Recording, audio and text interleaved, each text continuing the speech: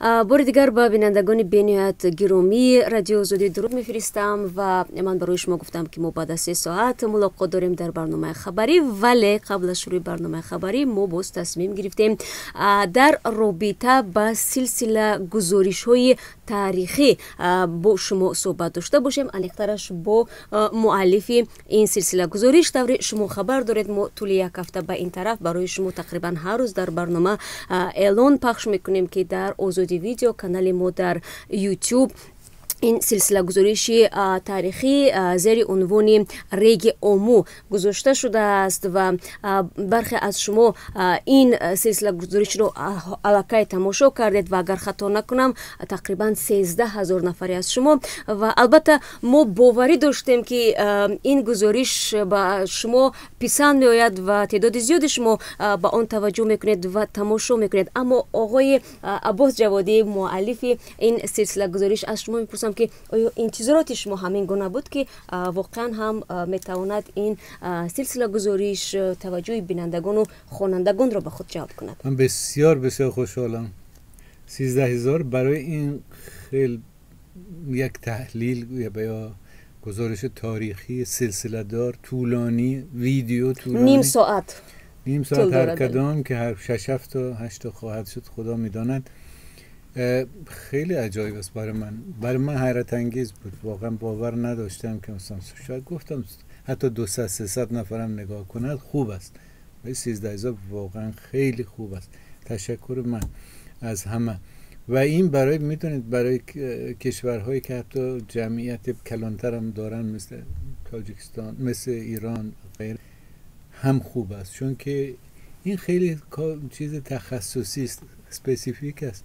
هر کسی زیاد شد علاقه نداشته باشد و خسته شود از شنیدنش. ولی واقعا ماورالنهر که ما میگویم اساس هدف ما ماورالنهر وقتی میگویم هر چی که اون سوی آمودریاست، ولی واقعیت این است که در عمل در تاریخ نویسی منظور از ماورالنهر کشورهای هستند که بین سیردریا و آمودریا هستند که امروز میشود ازبکستان و تاجیکستان. یک بخش کوچکی از شاید از افغانستان و بخش کوچکی از ترکمنستان کنونی. ولی برای من خیلی جالب بود، خیلی خوشحالم، خیلی تشکر میکنم. حالا شنونده ها گفتن که این بخش دوم کو من در این رابطه من میپرسم حاضر، اما قبل از آن که به بخش دوم بگذاریم سوال هایی هست که من میخواستم از شما برسم. واقعا هم بینندگان رادیو آزادی نه تنها این گزارش رو تماشا کردند، بهای خوب هم دادن و سپاس گفتن برای شما که واقعا به این گونه مطالب و این گونه مواد اونها نیاز داشتند و تا جای به سوال خودشون هم توانستن پاسخ بگیرن. و طوری دیدیم در وبسایت رادیو آزادی که نیز در برابر آزادی ویدیو این گزارش پخش شده بود، خوانندگان سوالهای خود رو برای شما در میان گذاشتند و شما نیز وارد این بحث بودید. حالا میشد بگید که بیشتر از شما چی میپرسیدن؟ کدام سوال؟ مثلا یک سوال این بود که خب این منبع های حرفایی که گفتیم، من که نقل قبل اقتباسایی که کردیم از کجاست؟ من دعوت میکنم خواننده ها رو و بیننده ها رو که برن در سایت رادیو آزادی لازم تکست این صحبت رو بخونم. تکستش هم هست و خواهد بود در بخش دوم، سوم، هر چهارم تا ششم، هفتم. تکست اونم همزمان با ویدیو میگذاریم. در اونجا هست منبع ها. برای چیزها منبع ها، سرچشمه ها، طوری که در تاجیکستان میگویند، چون سرچشمه خیلی زیاده است، یک بخش یک مقاله علاوه‌ای گذاشتیم، چون 40-50 تا منبع است. من از خودم، ما در ایران میگوییم، از شکمم نگفتم. من بر پای منبع های واقعا درجه اول بین المللی و اکادمیک گفتم. اونو تماشا، ولی بخوانن مقاله رو، التماس بخوانن تا با آخر بخوانند. بله، ویدیو که به جای خود، ولی بله. چون خواننده حالا فکر میکنم بیشتر دیجیتالی است و دوست می‌دارد که تماشا کند بیشتر. دیجیتالی هست، تنبلی هم هست. واقعا چون من به واسطه با خودی شنوندگان و بینندگان در تماس هستم و یک سوالی نیز هست که برای من دادن و من برای اونو وعده دادم که من حتما از شما خواهم پرسید. سوال چنین است: از تاریخ میدونیم زبان خوارزمی ها به گروه زبان های ایرانی داخل بود. بعد زبانشون از بین رفت. جای اون رو کدوم زبان گرفت؟ آیا آنها ترک شدند؟ خب اینو ما به نظرم در بخش هفتم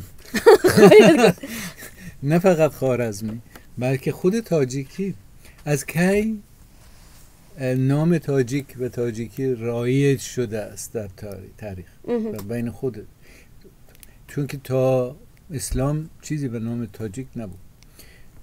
ما همش میگفتن خوارزمی، سغدی، باخته یعنی باکتریایی، بلخی و یا پامیری هم نو هست نسبتا، ولی بعد از اسلام است که تاجیک غیره هست.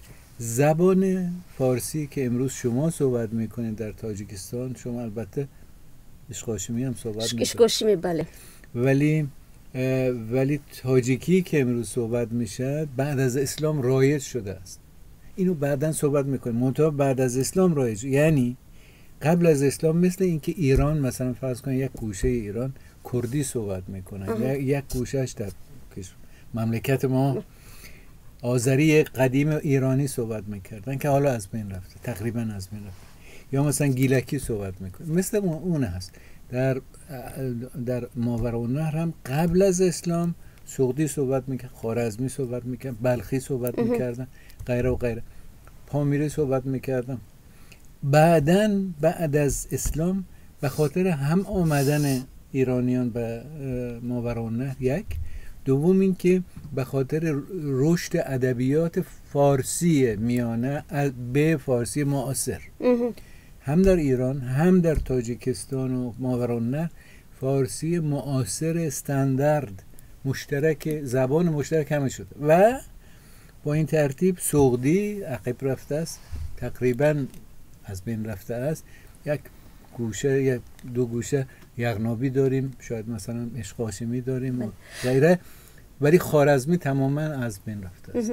خب باید پس این رو بمانیم برای بخش هفتم. پس بیننده عزیزی که این سال خودتون رو به ما ارسال داشتید منتظر باشید و حتما فکر میکنم نه تنها به این سال و دیگر سالهای خودتون میتونید به تدریج پاسخ بگیرید.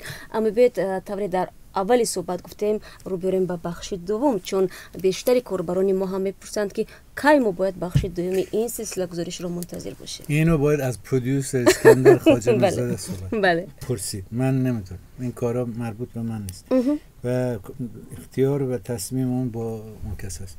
اما فکر میکنم زیاد طول نمیکشد. نه به نظرم طوری که به من وعده دادن هفته آینده. خب پس نزدیک است. بله من گارانتی کفالت نمیدید. نه کفالت نه، ولی که فقط بگویم کوتاه که بخش دوم بخش سوم چی است. من مخصوصا بخش دوم و سوم جدا کردم، گرچه هر دو درباره تسخیر ماوراءالنهر از طرف عرب ها و اسلام است و تبدیل ماوراءالنهر چه ازبکستان کنونی چه تاجیکستان کنونی به وارد شدنش به دنیای اسلام است. چرا دو بخش کردیم؟ به خاطر خیلی پیچیده و دراز است این داستان. 50 سال نخست هیچ وقت ماوراءالنهر مسلمان هم نشد، عرب هم که آمدن هیچ نماندن، نتونستن بمانن و همیشه غارت کردن، برگشتن به خراسان، مرو که اون وقت خراسان بود، برگشتن به جز غارت 50 سال هیچ چیز نشده. 50 سال دوم از یک طرف ترک ها ضعیف شدن، دولتشون که در شمال سیردریا بود فرو پاشید. از طرف دیگر سغدی ها و خوارزمی ها اینا هم دیدن که از کسی هم کمکی نیست، چین هم کمک نمیکنه، حتی سفیر فرستادن چین هم کمک نمیکنه. یک دو بار آمدند، حتی اشغال کردن چینی ها، سمرقند رو مثلا اشغال کردن، چاچ یعنی تاشکند رو اشغال کردن، ولی نتیجه نداد. گفتن خب بهتر است مسلمان بشویم و مثل اکثریت. خوب فکر میکنم این بخش خیلی بحث برانگیز خواهد بود و در بین کاربران و خوانندگان رادیو آزادی بحث‌های گرمی رو به میان میبرد و فکر میکنم در پی نشر این گزارش باز ما با شما خواهیم واخورد و سر این مسئله صحبت میکنیم. و بینندگان عزیز تشکر به همونایی که لحظه ما رو تماشا داشتند و دعوت میکنم که برنامه‌های ما رو پیگیری کنید تا اینکه بخش دومی تماشای بخش دومی سلسله گزارش ریگی امور که طوری وعده شد به همین زودی ها پیشنهاد شما می شود از دست ندید و من با شما خداحافظی نمیکنم و در برنامه خبری با شما بازم ملاقات خواهیم داشت. برای شما سپاسی فراوان.